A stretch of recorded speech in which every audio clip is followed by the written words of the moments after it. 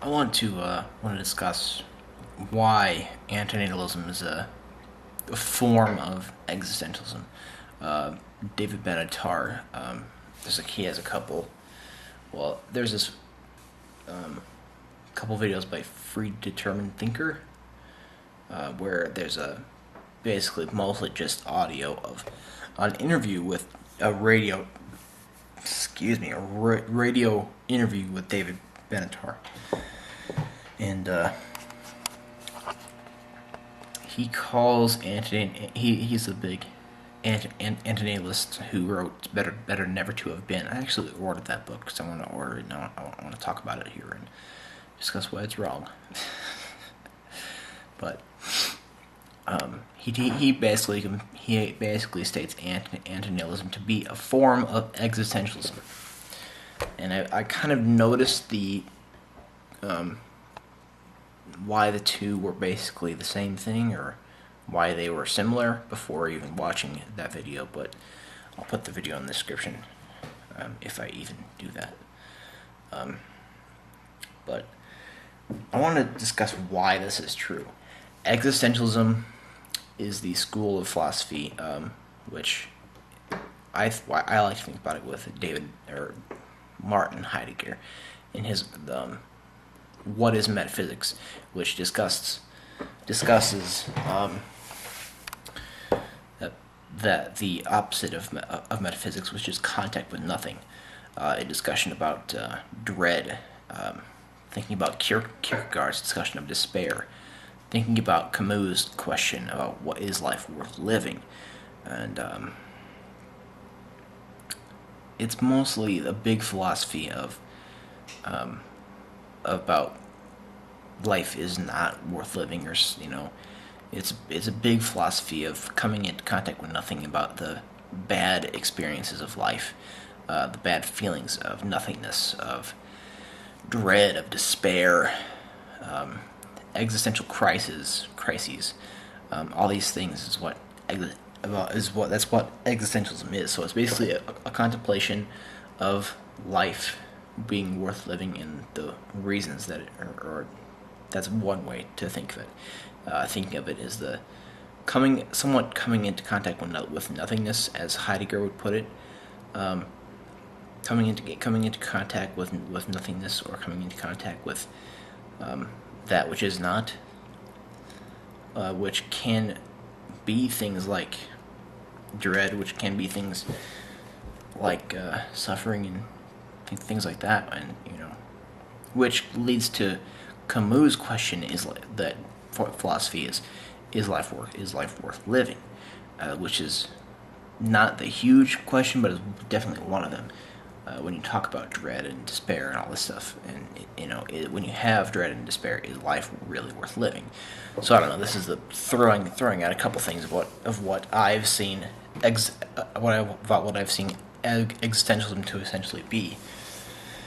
And antinatalism is stating that there is suffering and deprivation in the world, and in every being, regardless of how much happiness there is, which leads these antinatalists to the conclusion that we should no longer procreate and let the human race die out,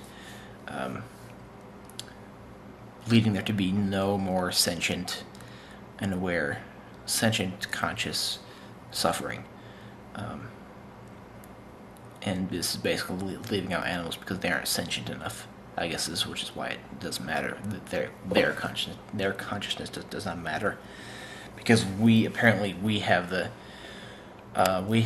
according to the antinatalists, we have the choice. We have the conscious choice to question the nature of giving birth and procreating. We have the ability, or the consciousness. We have the ability to question things. We have the ability to question the birth. We have the ability to question everything, which is why we're going to question what they would call nature. They don't ascribe to theistic beliefs, of course. If there is no theist that is an antinatalist, but they're basically questioning nature. Nature's way is to them apparently is keep procreating, and they want to go against that by not doing that, and to end suffering.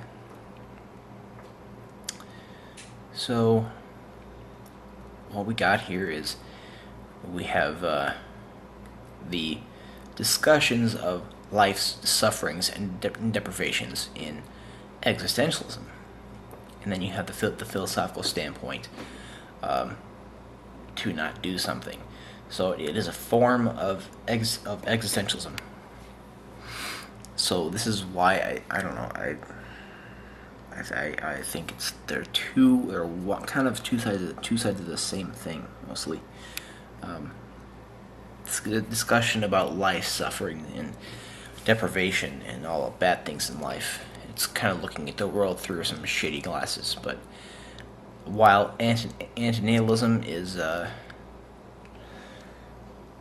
not a worthy philosophy, I don't think, because it